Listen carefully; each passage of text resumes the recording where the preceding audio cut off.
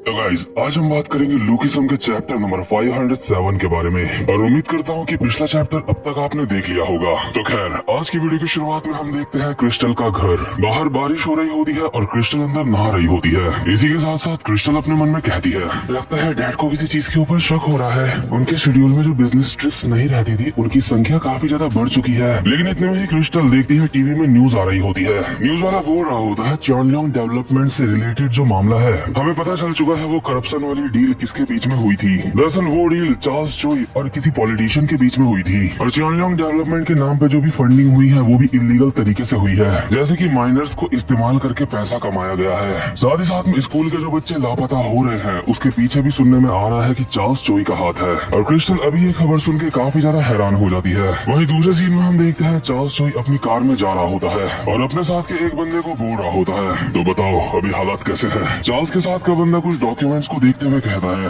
Eugene की तरफ से हमला होना स्टार्ट हो चुका है, लेकिन शुक्र है न्यूज में जो कुछ भी चल रहा है वो सारी की सारी बेबुनियाद बातें हैं।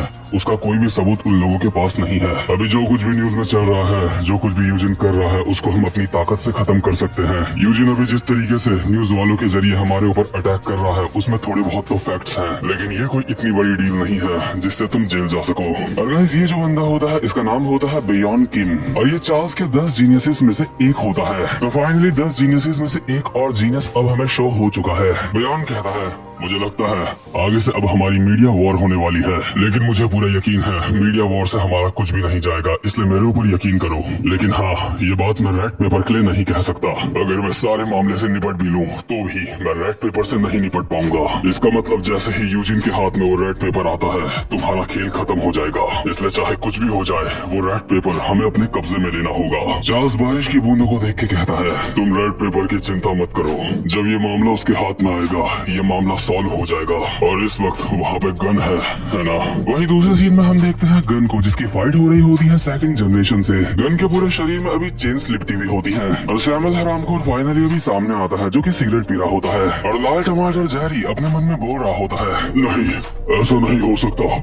उसने कहा कि खेलने का वक्त अब खत्म हो चुका है। क्या इसका मतलब ये है कि गन अब तक हमसे अपनी फुल पावर में नहीं लड़ रहा था। जैरी बहुत स्पीड में एक मुक्का मारता है गन के चेहरे में और कहता है, इसकी बात में यकीन मत करो, ये झूठ बोल रहा है। लेकिन इतने में ही गन भी एक मुक्का मारता है जैरी के मुंह पे, जिससे जैरी के मुंह का नक्शा थोड़ा सा बिगड़ जाता है और साथ ही साथ में गन की चेन्स भी टूट चुकी होती है। जैरी के मुंह का नक्शा बिगाड़ने के बाद गन कहता है, मैं तुम लोगों से अलग हूँ। जब मैं कहता हूँ कि मैं तुम्हें जान से मारने वाला हूँ तो वो बात झूठ नहीं होती।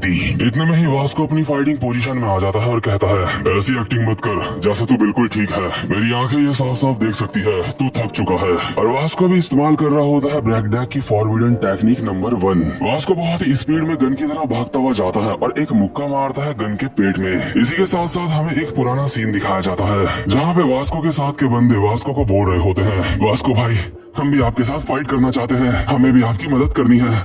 हम आपके कभी भी काम नहीं आते, इसलिए हमसे जो कुछ भी हो सकता है हम आपके लिए करना चाहते हैं। लेकिन वास्को जेस की तरफ पलट के देखता है और कहता है, जेस मैं वहाँ अकेला जा रहा हूँ इसका मतलब ये नहीं है कि बर्न नकल कमजोर है। मैं वहाँ अकेला इसलिए जा रहा हूँ क्योंकि कोई भी हीरो ये नहीं चाहेगा कि उसके दोस्तों को कोई खतरा हो। तुम लोग चिंता मत करो, मैं थोड़ी ही देर में वापस आ जाऊंगा। और इसी के साथ प्रेजेंट मोमेंट में वास्को उछल के एक घुटना मारता है गन के मुंह पे और ये अटैक इतना ज्यादा पावरफुल होता है कि गन की नाक से खून निकलने लगता है। और मुझे ठीक से याद नहीं कि मैंने पिछली बार गन की नाक से खून निकलता हुआ कब देखा था, लेकिन गन को अभी इस खून की चिंता नहीं होती। वो वास्को के इस हमले को देख के अपने मन में बोल रहा होता है, ये तो वही है, मैं जानता था, ये तो उस इंसान की फॉरबिडन टेक्निक है। और इसी के साथ वास्को ने गन के ऊपर काफी सारे घुटने ही घुटने बजा दिए होते हैं, लेकिन इतने में ही गन भी अपना घुटना मार देता है वास्को के घुटने में और इसके बाद उछल के एक घुटना मारता है वास्को के मुंह पे।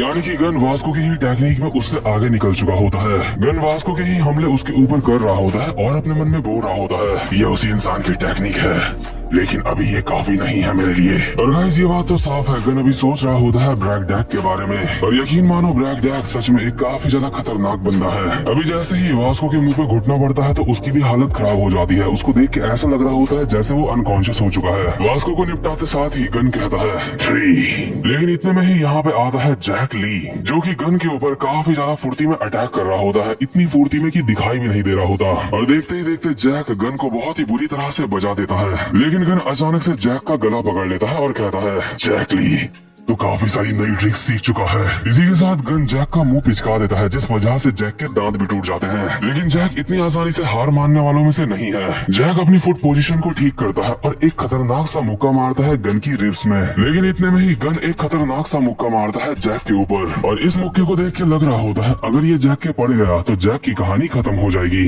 इसी के साथ साथ हम देखते हैं एक पुराना सीन, जिस वक्त गोंगशॉप जी जैक को बोल रहा था, क्या गन, आखिर तुम उस इंसान से फाइट क्यों करना चाहते हो जैक? जैक कहता है, मैं ऐसा जोहान शियोंग की वजह से करना चाहता हूँ, क्योंकि इसके अलावा और कोई भी रास्ता नहीं है। क्योंकि जब तक जोहान गन से अपना बदला नहीं ले लेता, उसको हरा नहीं देता, तब तक जोहान वापस से हमारे पास कभी भी नहीं आएगा। इसलिए चाहे कुछ भी हो जाए, मुझे जोहान की मदद करनी है। गोंगशॉप कहता है, ओ दयालु बुद्धा, ये बंदा खुद से सच नहीं बोल रहा है। जैक कहता है, हाँ बेवड़े मॉन्क, तू बिल्कुल सही बोल रहा है। सच बताऊं तो मेरे अंदर बहुत ज्यादा जिज्ञासा है। मेरे अंदर जिज्ञासा है ये जानने की, जब मैं गन को फाइट में हरा दूंगा उसके बाद क्या होगा। मैं सच कहता हूँ, मैं गन को फाइट में सच में हराना चाहता हूँ। और प्रेजेंट मोमेंट में जैसे ही गन खतरनाक सा मुक्का मारता है जैक ली के ऊपर, लेकिन अचानक से जैक ली उस हमले को डॉज कर लेता है, और इसी के साथ साथ बहुत ही ज्यादा खतरनाक मुक्का मारता है गन के मुंह पे। और ये हमला वही होता है जिसको देख के जेम्स ली भी एक बार काफी ज्यादा इम्प्रेस हो गया था, क्योंकि यही हमला गोंगशॉप जी ने जेम्स ली के भी मारा था, लेकिन जेम्स ली ने इस हमले को डॉज कर लिया था। अभी गन के जैसे ही खतरनाक मुक्का बढ़ता है, जोहान ये देख के काफी हैरान हो जाता है। बट इतने में ही गन भी एक काफी ज्यादा खतरनाक मुक्का मारता है जैक के मुंह पे, जिससे कि जैक हवा में लहराने लगता है, और जैक के मुंह से भी अभी खून निकल रहा होता है, यानी कि जैक की भी बत्ती गुल हो चुकी होती है। और जैक को निपटाने के बाद गन कहता है 4। गन एक एक बंदे को निपटाने के बाद यहाँ पे कुछ काउंटिंग सी कर रहा होता है। बट इतने में ही गन के सामने से उछल के आते हैं जेक किम, जोहान शियोंग और एली जैंग। ये तीनों जैसे ही गन के ऊपर हमला करने वाले होते हैं, गन कहता है, क्या तुम भी आ गए? लेकिन बदकिस्मती से तुमने इस फाइट को पूरी तरह से खराब कर दिया है। और गन ये कहते हुए सड़क के साइड से नीचे कूद जाता है, यानी कि लिटरली गन अभी एक पहाड़ से नीचे कूद जाता है। बट गन यहाँ पे सुसाइड नहीं कर रहा होता है। दरअसल इस पहाड़ के नीचे वाली रोड पे अभी भाग रहा होता है यूशोंग, जिसके हाथ में अभी रेड पेपर वाला डब्बा होता है। और गन पहाड़ के ऊपर से सीधा आता है यूशोंग के ऊपर, और उसका सर पकड़ के उसके बस एक मुक्का मारने ही वाला होता है, और कहता है, ये हो गए 5। लेकिन इसी के साथ यहाँ पे अचानक से रियोहे और मैंडियोक भी पहुंच जाते हैं, और मैंडियोक रियोहे की बाइक में पीछे बैठे बैठे ही एक मुक्का मारता है गन के मुंह पे, जिस वजह से इन लोगों को थोड़ा सा टाइम मिल जाता है। इसके बाद मैंडियोक रियोहे को कहता है, मिस्टर रियोहे, प्लीज यूशोंग का ध्यान रखना और रेड पेपर को अपने साथ ले जाओ। मेरी चिंता बिल्कुल भी मत करो, क्योंकि अब मैं गन को हराऊंगा। इस इंसान को मैं रोकूंगा, चाहे इसके लिए मुझे अपनी जान क्यों ना देनी पड़े। और मैंडियोक भागते हुए गन की कमर को पकड़ लेता है और उसको पीछे की तरफ धकेल रहा होता है। वही दूसरे सीन में हम देखते हैं यूजिन को, जो अभी अपनी कार में बैठा हुआ होता है। यूजिन की कार द ओपी मेजर किम अभी चला रहे होते हैं। मेजर किम यूजिन को कहते हैं, क्या तुम नर्वस महसूस कर रहे हो? यूजिन कहता है, अगर मैं कहूंगा कि मैं नर्वस महसूस नहीं कर रहा हूँ, इसका मतलब मैं झूठ बोल रहा हूँ, क्योंकि अगर मैं चार्ल्स चोई को पकड़ नहीं पाया तो मैं उस समय वापस चला जाऊंगा जब मैं सच्चाई की दुनिया में रहता था। और जिस चीज के बारे में अभी मैं बात कर रहा हूँ, मैंडियोक उसके बारे में काफी अच्छी तरीके से जानता है, और इसीलिए मुझे यकीन है वो लोग रेड पेपर को लेके आएंगे। चाहे कुछ भी हो जाए, उन्हें ये करना ही होगा। वहीं दूसरे सीन में हम देखते हैं गन के सामने खड़ा होता है मैंडियोक। गन मस्त करके अपनी सिगरेट जलाता है और कहता है, मुझे समझ नहीं आ रहा है आखिर तू ये सब कुछ क्यों कर रहा है मैंडियोक। यूजिन के बिना यूशोंग किसी भी काम का नहीं है, लेकिन तू मैंडियोक बैंग, तू थोड़ा अलग है। तेरे अंदर ये काबिलियत है कि तू खुद एक गैंग को चला सके। तेरे अंदर इतनी ताकत है कि तू किसी भी बंदे को अपना राइवल बना सके। इतना सब कुछ होने के बावजूद भी तू यूजिन को फॉलो क्यों करता है? अब ज्यादा देर नहीं हुई है, मेरे साथ शामिल हो जा, क्योंकि तुझ जैसे इंसान को यहाँ पे जान से मारना काफी ज्यादा अफसोसजनक होगा मेरे लिए। इसके बाद हम एक दूसरे सीन में देखते हैं, जब यूजिन लोग स्कूल के लॉकर्स के अंदर बैठे हुए होते हैं तो यूजिन बोल रहा होता है अपने साथ के बंदों को। यूजिन कहता है, इस बार का प्लान हमारा काफी ज्यादा रिस्की है, लेकिन अब हमारे पास और कोई भी रास्ता नहीं है मैंडियोक। हमें अब चार्ल्स चोई को पकड़ना ही होगा और अपनी सपनों की दुनिया में रहना होगा। लेकिन अगर हम चार्ल्स चोई को पकड़ नहीं पाए तो हम सब कुछ खो देंगे और रियलिटी में वापस आ जाएंगे। लेकिन हम लोग रियलिटी में वापस नहीं आना चाहते, है ना यूशोंग? हम इस जगह में वापस नहीं आना चाहते।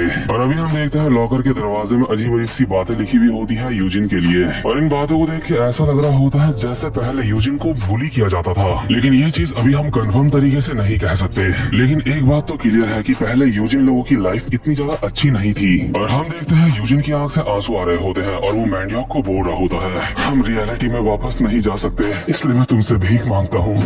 रेड पेपर को यहाँ मेरे पास ले आओ। वही दूसरे सीन में हम देखते हैं जो मैंडियाक होता है वो देखता है रेड पेपर का डब्बा अभी गन के हाथ में है और इसीलिए गन अभी इतना ज्यादा चिल होकर सिगरेट पी रहा होता है। मैंडियाक को डब्बा देख के अपने मन में कहता है, क्या आखिर वो बॉक्स उसके हाथ में क्यों है? और रियोहे भी अपने आप में बोल रहा होता है, शिट, आखिर वो बॉक्स कहाँ गया? लेकिन गन सिगरेट पीते पीते बोल रहा होता है, अगर रेड पेपर इतना ज्यादा जरूरी है तो तुझे नहीं लगता मुझे इसे संभाल के रखना चाहिए? तो बता मैंडियाक, अब तू क्या करने वाला है? क्या तू मेरे साथ शामिल होना चाहेगा या फिर मुझसे फाइट करके इस रेड पेपर को वापस लेने की कोशिश करेगा? मैंडियाक कहता है, तुम्हारा ऑफर सच में काफी ज्यादा अच्छा है और अगर मैं पहले वाला मैंडियाक होता तुम इस ऑफर को एक्सेप्ट कर लेता, लेकिन अब बात कुछ और है।